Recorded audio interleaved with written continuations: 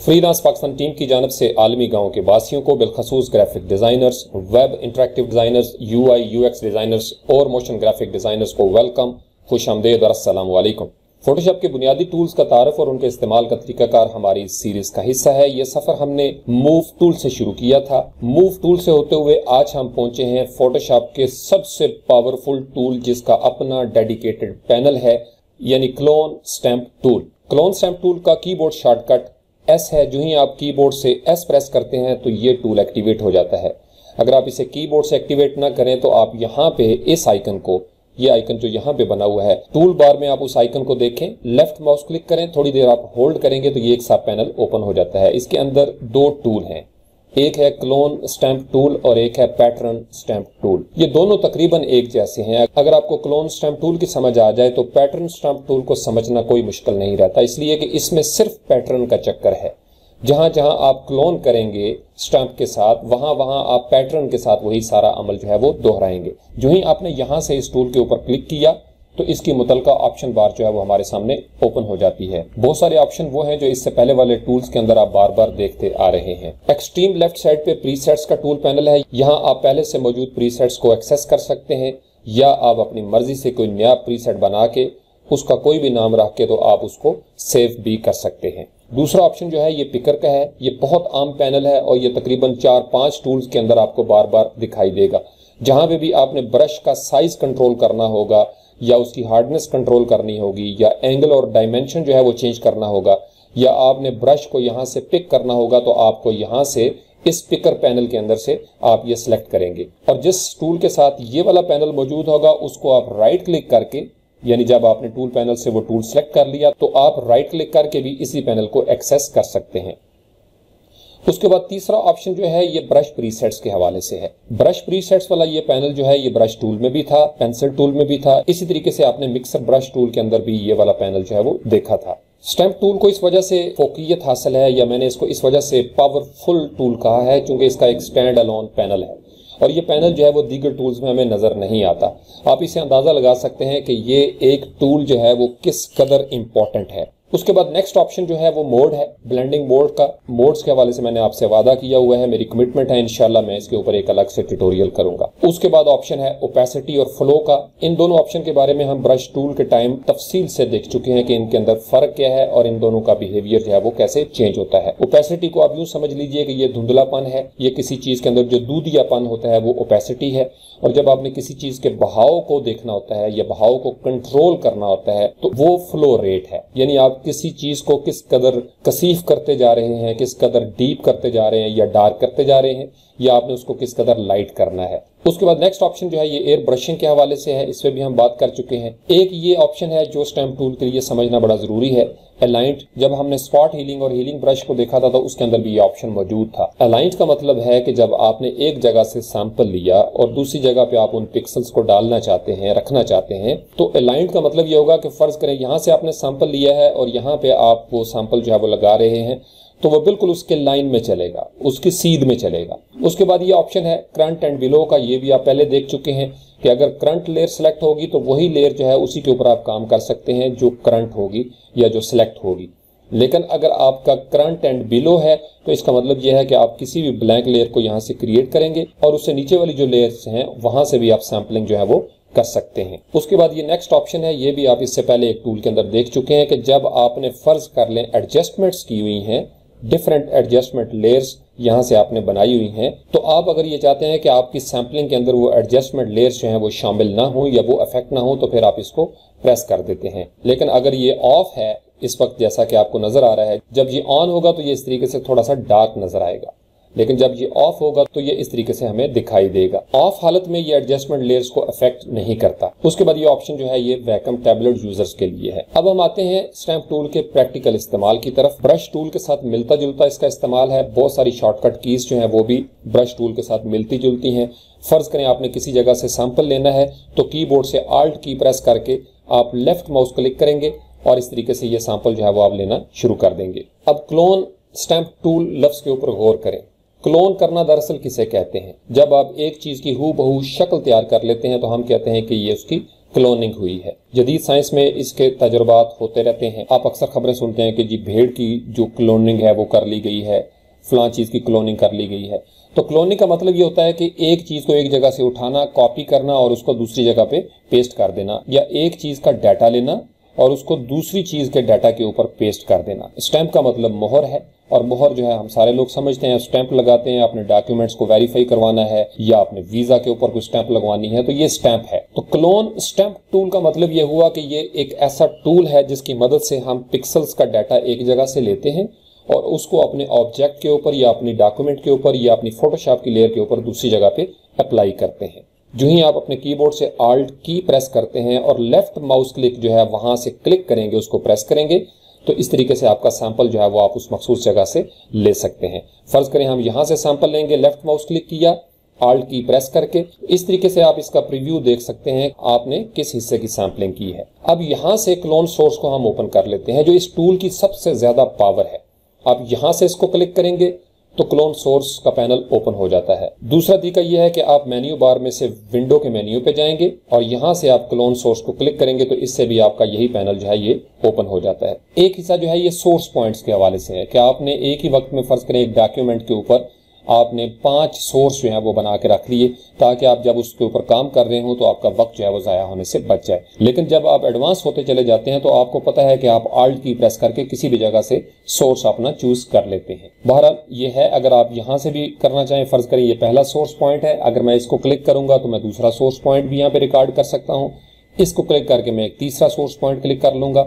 तो इस तरीके से जब आप फर्ज करें पहले पे क्लिक करेंगे तो जो आपने सोर्स पॉइंट इसको प्रेस करके सिलेक्ट किया था वही सोर्स पॉइंट दोबारा से एक्टिवेट हो जाएगा। ये अपनी मेमोरी में स्टोर करके रख दिया उसको। उसके बाद ये सेंटर वाला हिस्सा है, अगर आप ये दरमियान में देखें तो ये लाइंस यहाँ पे ड्रॉ की हुई हैं कि ये 3 डिफरेंट एरियाज हैं।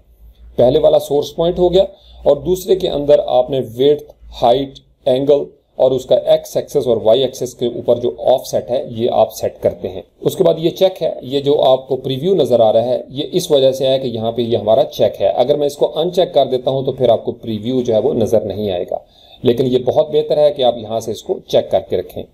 उसके बाद ये क्लिप्ड का है।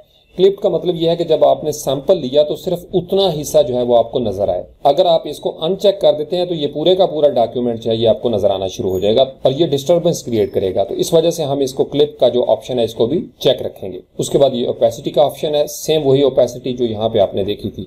इसके अपने ब्लेंडिंग मोड्स भी हैं। अगर आप इस पे क्लिक करें तो एक बड़ी दिलचस्प इसके अंदर बात है जो समझने वाली है। एडोबी ने ये 3-4 ऑप्शन ही यहाँ पे क्यों दिए?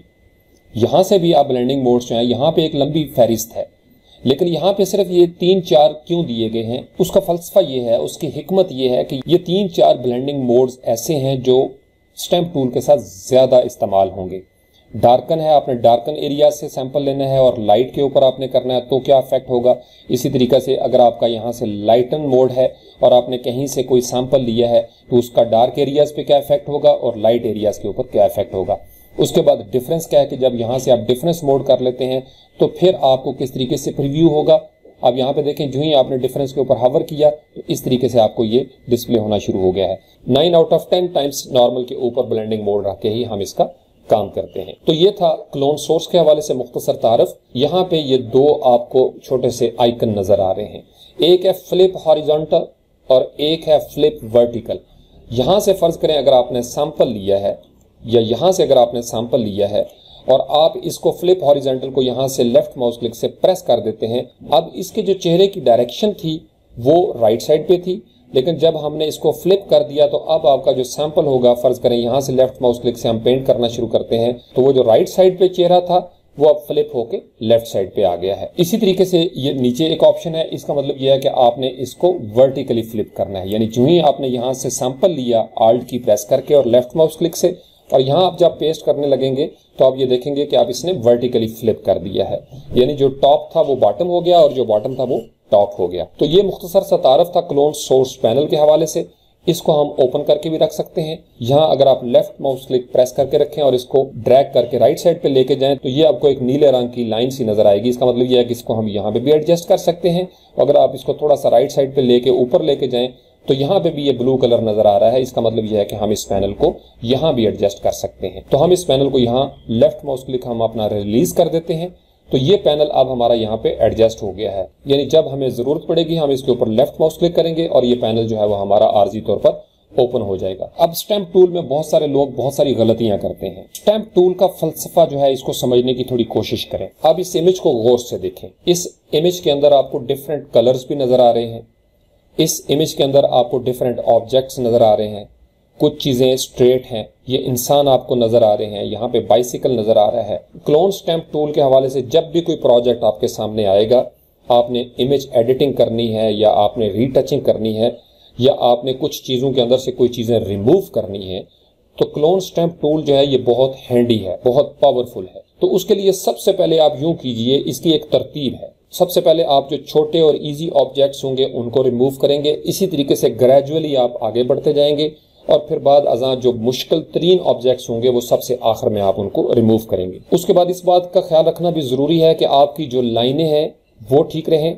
आपको इसके अंदर पर्सपेक्टिव का ख्याल भी रखना पड़ेगा। पर्सपेक्टिव का मतलब यह है कि जब कोई चीज वैनिशिंग पॉइंट पे चली जाती है, यानी जब आप सड़क के किनारे खड़े होकर दूर जाती हुई गाड़ी को देखेंगे तो जो जो वो आपकी नजर से दूर होती जाएगी वो उसका साइज छोटा होता चला जाएगा। फर्ज करें अगर आपने दूर जाती हुई गाड़ी को सैंपल लिया है और आप उसको करीब के पर्सपेक्टिव में पेस्ट करेंगे तो यकीनी तौर पर उसका साइज जो है वो आपको इंक्रीज करना पड़ेगा। इसी तरीके से जो चीजें दूर होती हैं वो थोड़ी सी ब्लरी भी हो जाती हैं, लेकिन जो चीजें जो ऑब्जेक्ट्स आपकी आंखों के बिल्कुल सामने होते हैं इमेज के अंदर वो शार्प होते हैं और वो थोड़े साइज में बड़े होते हैं।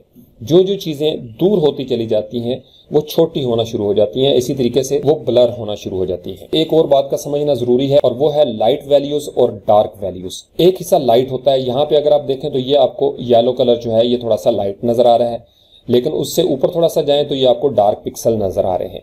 इसी तरीके से ये ब्लैक जाहिर बात है, ब्लैक तो होते ही डार्क पिक्सल्स हैं। कहीं कहीं पे हाईलाइट्स होंगी, ब्राइट एरियाज होंगे या जहां पे आपको सूरज की रोशनी पड़ रही है या सफेद एरियाज हैं तो वो लाइट वैल्यूज हैं। तो आपने फर्ज करें जब लाइट वैल्यूज से सैंपल लिया था और आप उसको डार्क वैल्यू के ऊपर पेस्ट करेंगे तो जाहिरी बात है वो जो लाइट वैल्यूज थी वो डार्क के ऊपर आके डार्क नहीं हो जाएंगी। उसके लिए आपको ब्लेंडिंग मोड जो है वो चेंज करने पड़ेंगे। तो या ऑप्शन बार से आप ब्लेंडिंग मोड चेंज कर लेंगे तो इससे लाइट और डार्क जो है इसका डिफरेंस खत्म हो जाएगा, या आप लेयर पैनल में से यहाँ से ब्लेंडिंग मोड जो है वो चेंज करके देख सकते हैं ताकि वो इंटीग्रेट हो जाए।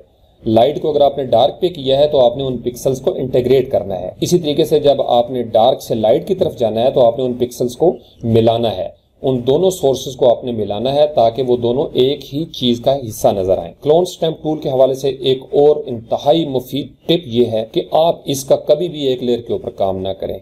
फर्ज करें अगर आपने एक इंसान को आप देख लें, अगर आप उसके सर वाले हिस्से पे काम कर रहे हैं तो आप उसकी अलग से लेयर बनाएं। इसी तरीके से उसकी बॉडी की अलग लेयर्स बनाएं, फिर उसकी बाजुओं की अलग लेयर बनाएं, फिर टांगों की अलग लेयर बनाएं। मेरी आदत यह है कि मैं जब इस तरह के किसी प्रोजेक्ट पे काम करता हूं तो समटाइम्स मेरे एक डॉक्यूमेंट के अंदर हंड्रेड्स ऑफ लेयर्स बन जाती हैं, 120, 130, 140। उसका फायदा ये होता है कि जब आप अपने इमेज को फाइनल कर लेते हैं, प्रिंट ले लेते हैं या आप एक्सपोर्ट कर लेते हैं, या कोई दूसरा शख्स आके आपका कोई दोस्त या कलीग जो है जब उसको देखेगा तो उसको वो एरियाज नजर आ जाएंगे, वो पैचेस नजर आ जाएंगे जो आपको दिखाई नहीं देंगे। वो उसकी वजह यह है कि आप जब मुसलसल एक ही प्रोजेक्ट के ऊपर काम करते हैं तो बहुत सारी चीज़ें जो है वो आपकी आंखों से पोशीदा हो जाती हैं, छुप जाती हैं। ये फितरी अमल है। जब इंसान लिख रहा होता है तो वो साथ प्रूफ रीडिंग नहीं कर सकता। बहुत सारी बातें ऐसी हैं जो प्रूफ रीडर जो है वो देख लेता है कि यार ये यहाँ से आपका स्पेलिंग जो है ये गलत हो गया, ये यहाँ पे आपने कॉमा नहीं डाला, यहाँ पे आपने फुल स्टॉप नहीं डाला। तो हमेशा यही होता है, इसलिए कहा जाता है कि जब आप पेपर दे लें तो एक दफ़ा आप उसको पढ़ें, क्योंकि जब हम काम कर रहे होते हैं तो हमारे दिमाग को, हमारे जहन को लगता है कि हम बिल्कुल ठीक कर रहे हैं, लेकिन जब हम दूसरी नज़र डालते हैं या कोई शख्स आके उसको देखता है तो वो पॉइंट आउट करता है कि यहाँ पे आपने थोड़ा सा पैच डाल दिया है, यहाँ पे ये परफेक्शन नहीं है, या यहाँ पे आप थोड़ा सा जो है इसका कलर जो है इसको ब्लेंड कर दें या इंटीग्रेट कर दें। तो ये कुछ बुनियादी ऐसी टिप्स थी जो बहुत ज़रूरी हैं आपके लिए, ताकि आप क्लोन स्टैम्प टूल के ऊपर जब काम करें तो नज़र आए कि किसी मैच्योर इंसान ने, किसी प्रोफेशनल ने इसके ऊपर काम किया हुआ है। शुरू में आपके लिए ये थोड़ा सा मुश्किल होगा, लेकिन जो जो आप इसके ऊपर काम करते चले जाते हैं तो बहुत सारी और टिप्स और ट्रिक्स और सीक्रेट्स जो हैं वो आपके ऊपर आश्कार हो जाते हैं। मसलन मैं आपको ये कह सकता हूँ कि एक ऑप्शन ये है कि आप ब्लेंडिंग मोड के साथ काम करें। दूसरी प्रोफेशनलिज्म आपके अंदर ये आ जाती है कि आपको काम करते हुए आइडिया हो जाता है कि आपने ओपेसिटी कहाँ कम करनी है, ज़्यादा करनी है, फ्लो कहाँ पे कम या ज़्यादा करना है। इसी तरीके से यहाँ पे डबल क्लिक करके जब आप ब्लेंडिंग ऑप्शंस के पैनल पे जाते हैं, इसके बारे में भी मैं डिटेल में एक ट्यूटोरियल करूंगा कि इसके अंदर ये सारे ऑप्शंस जो हैं ये क्या क्या है। तो यहाँ से ब्लेंड इफ का जो है वो अपने स्लाइडर किस तरीके से करना है, एक लेयर के अंदर या उससे जो नीचे वाली लेयर है उसके अंदर ब्लेंड कैसे करेंगे। तो ये बड़ी दिलचस्प पैनल है। तो ये भी आपको वक्त के साथ साथ समझ में आना शुरू हो जाती हैं बातें। फिर जब आप बार बार इस टूल का इस्तेमाल करते हैं अपने प्रोजेक्ट्स के ऊपर, तो आपको अंदाजा हो जाता है कि आपने कहाँ पे कौन सा शॉर्टकट जो है वो लगाना है। आपकी उंगलियां कीबोर्ड के ऊपर होती हैं, आपका जहन जो है इस पूरे प्रोजेक्ट के अंदर घुस चुका होता है। स्टैम्प टूल को सबसे बेहतरीन अंदाज में उसी वक्त इस्तेमाल किया जा सकता है जब आप उस इमेज के अंदर घुस जाएं, उस इमेज के अंदर दाखिल होकर अपने इमेज को रीड करें, स्टडी करें। समटाइम्स एक एक पिक्सल को रीड करना पड़ता है। तो जो जो आप काम करते जाते हैं, सीनियर होते जाते हैं, किसी भी टूल का इस्तेमाल जब आप बहुत ज़्यादा कर लेते हैं तो आपको बहुत सारे ऐसे टिप्स, ट्रिक्स और सीक्रेट्स की समझ आ जाती है जो शुरू में आपको समझ नहीं आ रहे होते। लेकिन एक वक्त ऐसा आता है स्टैम्प टूल में जब आप एक एक पिक्सल जो है उसके ऊपर जाके काम करना शुरू कर देते हैं। आपने एक एक पिक्सल जो है उसको मूव करना होता है। तो ये वक्त वक्त की बातें हैं। जैसे बिल्कुल आपने ड्राइविंग शुरू की तो शुरू में इंसान ने बड़ी मजबूती से स्टीयरिंग को पकड़ा होता है। ब्रेक और गियर के हवाले से या एक्सीलेटर के हवाले से बड़े प्रॉब्लम्स आते हैं, ग्रिप हमेशा सख्त होती है। लेकिन जो जो आप किसी भी टूल के अंदर सीनियर होते जाते हैं, बार बार उसका इस्तेमाल करते चले जाते हैं, तो फिर आपके लिए ये चीज़ें जो है वो खुद ब खुद आसान होती जाती हैं। अब इस इमेज को हमने रीड कर लिया, हमारा ये क्लाइंट कहता है कि मुझे ये दो ऑब्जेक्ट्स तो यहाँ पे चाहिए, लेकिन ये साइकिल वाला बंदा जो है यहाँ से गायब हो जाए और ये जो दो लड़कियां खड़ी हैं ये भी यहाँ से गायब हो जाएं। अब इसके लिए आप इमेज को रीड करेंगे। जो ही आपके सामने ये प्रोजेक्ट आया, आपने सबसे पहले ये देखना है कि इसके अंदर कौन सी ऐसी चीज़ें जो आप पहले कर सकते हैं। तो देखते साथ ही आपको नजर आ रहा है इसके अंदर दो लाइनें हैं सीधी सीधी। ये पाइप ऊपर बना हुआ है, इसी तरीके से ये भी पाइप्स हैं छोटे छोटे। तो ये एक ऐसा पैटर्न है जिसको आप रिपीट कर सकते हैं आसानी के साथ। इसी तरीके से ये जो लाइन है इसको भी आप रिपीट कर सकते हैं। फिर अगर आप इसको गौर से देखें तो ये जो पिक्सल्स का डाटा है, यहाँ पे थोड़ा लाइट और ब्राइट येलो है और यहाँ पे थोड़ा सा ऑरेंजिश है। तो हम ये देखते हैं कि ये चूंकि पिक्सल्स इसी तरीके से एक मखसूस पैटर्न के साथ मूव कर रहे हैं राइट से लेफ्ट की तरफ, तो हम इस एरिया को भी ईजिली आगे कंटिन्यू कर सकते हैं। इसी तरीके से हम इसको देखते हैं, यहाँ पे भी हमारे पास ये सहूलत है कि हम इजीली इसको मूव करके आगे ले जा सकते हैं। और इसी तरीके से ये जो साइकिल का टायर आपको नज़र आ रहा है इसको भी हम इजीली रिमूव कर सकते हैं। तो इसके लिए सबसे पहले यह है कि आपने कोई एक पॉइंट अपनी मर्जी से, जहां आप समझते हैं कि वो बेहतर है, आपने उसको चुन लिया। एक हिडन ट्रिक इसके अंदर ये भी है कि जब आप किसी खास एरिया के ऊपर काम करते करते थक जाएं तो आप उस एरिया को बेशक इनकम्प्लीट है उसको वहीं छोड़ के आप दूसरे एरिया की तरफ मूव कर दें और नई लेयर बना के उस एरिया के ऊपर काम करना शुरू कर दें। इसका फायदा ये होगा कि जब आप एक ही जगह पे बार बार अपनी आईज को फोकस करते हैं तो इंसानी आंख के अंदर वो जो इमेज है उसका एक अक्स बनना शुरू हो जाता है। तो ऐन मुमकिन है कि बहुत सारी चीज़ें जो हैं वो आपसे छुपी रहें। मैं बेलमूम यही करता हूं कि जब किसी एक जगह पे मैं फंस जाता हूं या मुझे लगता है कि यार ये फिलहाल ये मैं नहीं कर सकता, तो मैं उसको छोड़ के किसी दूसरे एरिया की तरफ मूव कर जाता हूँ। थोड़ा सा माहौल बदलता हूँ, थोड़ा मंजर जब बदलता है तो कैफियत बदल जाती है। तो अब हम शुरू करते हैं इसको ताकि आपको थोड़ा सा प्रैक्टिकल यूसेज इसका पता चल जाए। आपने एक नई लेयर बना ली, इसी तरीके से लेफ्ट या राइट ब्रैकेट की से आप इसका साइज छोटा बड़ा कर सकते हैं, या आप यहाँ पे राइट क्लिक करें तो साइज आप यहाँ से भी छोटा बड़ा कर सकते हैं जितना आपको चाहिए। इसी तरीके से ब्रश टूल का इस्तेमाल करते हुए मैंने आपको बताया था कि आप कीबोर्ड से Alt की प्रेस करके रखें और राइट जो माउस की की है उसको आप जब राइट साइड पे या लेफ्ट साइड पे ड्रैग करेंगे तो ये साइज छोटा या बड़ा करेगा। लेकिन जब आपने इसको ऊपर या नीचे करना है तो इस तरीके से ये इसकी हार्डनेस और सॉफ्टनेस जो है ये तब्दील होती है। राइट साइड पे आप लेके जाएंगे तो ब्रश का साइज बड़ा हो रहा है, Alt की मैंने प्रेस करके रखी हुई है। लेफ्ट साइड पे जाएंगे तो आपका ब्रश का साइज जो है वो छोटा होना शुरू हो जाता है। तो ये आपके ऊपर है, आपको किस तरीके से सहूलत महसूस होती है। आमतौर पर जब हम कीबोर्ड के साथ काम कर रहे हैं तो लेफ्ट या राइट ब्रैकेट कीज जो हैं ये ज्यादा हैंडी होती हैं, ये ज्यादा यूजफुल हैं। तो इसके इस्तेमाल का तरीका यह है कि आपने लेफ्ट माउस क्लिक जो है वो करके सैंपल लेना है और उसको पेस्ट करना है। तो अब हम क्या करते हैं, सबसे पहले हम ये जो ऊपर वाला पाइप है इस रेलिंग का, ये वाला हिस्सा जो है ये हम मुकम्मल करते हैं। तो हम यहाँ से शुरू करेंगे, जहां आपको सहूलत हो, जहां आपको आसान लगे, पहले आप उन एरियाज को रिमूव करेंगे। तो यहां से हमने इसको लेफ्ट माउस क्लिक किया, यहां से यानी इस एरिया से मैंने सैंपल ले लिया। अब मैं इसके ऊपर आता हूं और लेफ्ट माउस क्लिक को प्रेस करके मैं इस तरीके से ब्रश करना शुरू कर देता हूं। अब आपने देखा ये जो प्लस का आपको यहाँ पे साइन नजर आ रहा है, ये बता रहा है कि आप इस तरीके से अपने सैंपल के साथ साथ मूव कर रहे हैं। अब आपकी ये अलग लेयर के ऊपर काम हो रहा है, चूंकि आपने करंट एंड बिलो यहाँ से सिलेक्ट किया हुआ था और ये नॉन डिस्ट्रक्टिव है, यानी आप इसको किसी भी वक्त हाइड करके ओरिजिनल लेयर को देख सकते हैं।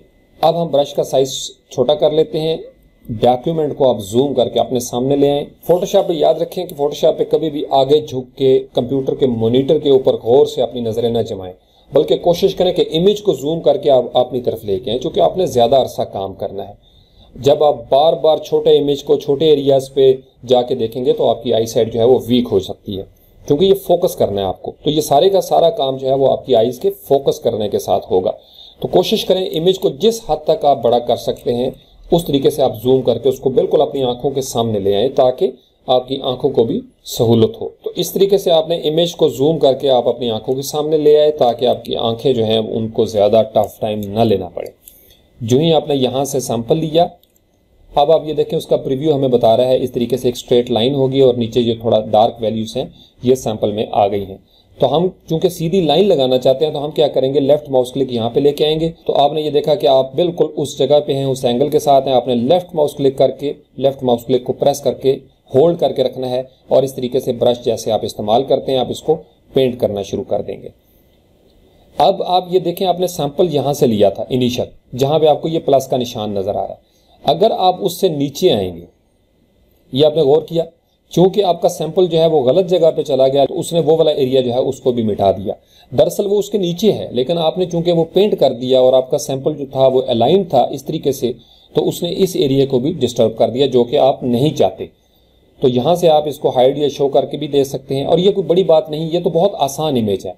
बड़े बड़े मुश्किल इमेजेस जो हैं वो आ जाते हैं जिनको आपने एडिट करना होता है। अब इसके लिए सबसे आसान हाल है, चूंकि ये पैटर्न रिपीट होता हुआ आ रहा है, तो हम आसानी से इस एरिया से एक सैंपल लेते हैं, यहाँ पे आके हम इसको मिलाते हैं ताकि आपका एक्स एक्सिस भी मिल जाए और आपका वाई एक्सिस भी जो है वो मिल जाए। और इस तरीके से आपने यहाँ पे लेफ्ट माउस क्लिक से उसको पेंट करना शुरू कर दिया। अब यहाँ पे आप देखें एक जगह पे प्लस का निशान आपको नजर आ रहा है। लेफ्ट माउस क्लिक मेरा प्रेस है और मैं इस तरीके से पेंट करता जा रहा हूँ। अब जो ही आप आगे आएंगे तो चूंकि आपका सैंपल जो है उसके सामने एक और इस तरह की डार्क वैल्यू आ गई है, लिहाजा उसने उस जगह पे वो पेंट करना शुरू कर दिया। इस तरीके से आप पेंट करते जाएंगे तो ये सारे का सारा आपका उस तरीके से क्लियर करना शुरू कर देगा। हम इसको जूम करके जूम आउट करके देख लेते हैं। तो हर मरहले के बाद आप अपनी लेयर को हाइड या शो करके देख सकते हैं कि आप कहां तक पहुंचे हैं। जब आप समझ लें कि काफी ज्यादा आप काम कर चुके हैं एक लेयर के ऊपर, तो फिर आप उसके ऊपर एक नई लेयर बना लें ताकि आपको काम करने में सहूलत हो। अब यहाँ से हम इस एरिया में आ जाते हैं ताकि साइकिल का ये जो टायर है हम इसको रिमूव करें। अब ये देखें ये पैटर्न एक रिपीट हो रहा है। अब इस पैटर्न को अगर हम यहाँ से लेते हैं, थोड़ा हम साइज बड़ा कर लेते हैं, यहाँ से जो ही हमने पैटर्न को कॉपी किया, सैंपल किया, अब हम बिल्कुल इसके ऊपर आके ये जहाँ पे आपको टायर नजर आ रहा है, तो यहाँ पे हम लेफ्ट माउस क्लिक करके प्रेस करेंगे और प्रेस करके इसको पेंट करना शुरू कर देंगे। तो वो दरअसल क्या कर रहा है, वो यहाँ से डाटा उठा रहा है पिक्सल्स को और यहाँ पे वो पेस्ट कर रहा है। तो इस तरीके से वो जो टायर है वो आहिस्ता आहिस्ता गायब होना शुरू हो जाएगा। अब हम इसको छोड़ देते हैं, दोबारा से हम इसको सैंपल लेते हैं। अब हम इसको यहाँ पे आके एग्जैक्ट हम मिलाते हैं, नच करते हैं। अच्छा यहाँ पे ये हो गया। उसके बाद हमने यहाँ से सैंपलिंग की। अब हमें पता है कि हम इजीली नीचे जो है वो आ सकते हैं। यहाँ से आप सैंपल लेके हम इसके ऊपर आ जाते हैं और जो ही आपने लेफ्ट माउस क्लिक करके पेंट किया तो ये आपका एरिया क्लीन हो गया। अब इसको आप हाइड और शो करके देख सकते हैं कि टायर का ये वाला हिस्सा जो है ये आपने सक्सेसफुली रिमूव कर दिया है। अब जब इतना एरिया आपने रिमूव करना है तो आप यहाँ से भी सैंपल ले सकते हैं और यहाँ से भी सैंपल ले सकते हैं। तो लेफ्ट माउस क्लिक से यहाँ से हमने सैंपल लिया, कीबोर्ड से आल्ट की को प्रेस किया हुआ है। उसके बाद मैं नीचे आऊंगा, क्योंकि ये बिल्कुल स्ट्रेट लाइंस हैं। यहाँ पे आके आपने राइट या लेफ्ट जो है इसको थोड़ा सा पेंट कर देना है इस तरीके से। अब आपने देखा ये छोटी छोटी लाइनें नजर आ गई, क्योंकि जब हम इसको पेस्ट कर रहे थे तो यहाँ से उसने सैंपलिंग लेना शुरू कर दी थी। तो आप इसको थोड़ा जूम करके अपने पास ले आएं, अपने करीब कर लें। लेफ्ट माउस क्लिक से यहाँ पे आपने सैंपल लिया और इस तरीके से आप राइट या लेफ्ट साइड से इस एरिया को भी क्लीन करना शुरू कर देते हैं। स्पेस बार को प्रेस करके मैंने इमेज को थोड़ा राइट साइड पे किया। इसी तरीके से आप इसको थोड़ा ब्रश साइज को बड़ा कर लें। अब अगर मैं यहाँ से सैंपल लूंगा तो लाजमी बात है वो वाले कलर जो है वो यहाँ पे डिस्प्ले कर देगा। ये आपके ऊपर है, जहां से आपने पिक्सल्स का डाटा पिक करना है वही डाटा आगे जाके अप्लाई होगा। तो कोशिश आप ये करें कि जो मिलते जुलते पिक्सल्स होंगे, एक तरह के कलर्स या एक तरह का पर्सपेक्टिव या एक तरह की जो लाइट और शेडोज की वैल्यूज होती हैं, वहां से पिक्सल्स लें। जहां पे आपको एंगल चेंज करना है वहां पे आप इस पैनल के ऊपर आएंगे और यहां से आप राइट या लेफ्ट करके एंगल जो है उसको भी चेंज कर सकते हैं। यानी फर्ज करें अगर कोई गोल दायरा है, कोई रिंग है, उसको आपने चेंज करना है तो आप यहां से उस एंगल को चेंज करके उस रिंग के ऊपर काम कर सकते हैं। और विड्थ और हाइट का मतलब यह है कि आपने सैंपल लिया है फर्ज करें बड़ा और आप उसको छोटा करना चाहते हैं, या छोटा सैंपल लिया है और आप उसको थोड़ा सा बढ़ाना चाहते हैं, तो इस तरीके से विड्थ और हाइट जो है आप उसकी इंक्रीज कर सकते हैं। तो इसी तरीके से यहां से हम सैंपल लेते हैं और यहां से सैंपल लेने के बाद जो जो आप इसके ऊपर काम करेंगे आपकी स्पीड जो है वो आहिस्ता आहिस्ता तेज होना शुरू हो जाएगी। अभी फिलहाल चूंकि मैं आपको समझाना चाह रहा था, ये बेसिक चीजें हैं, अगर आप इसको समझ लेंगे तो आप ये सारे का सारा प्रोजेक्ट जो है वो इजीली कर सकेंगे।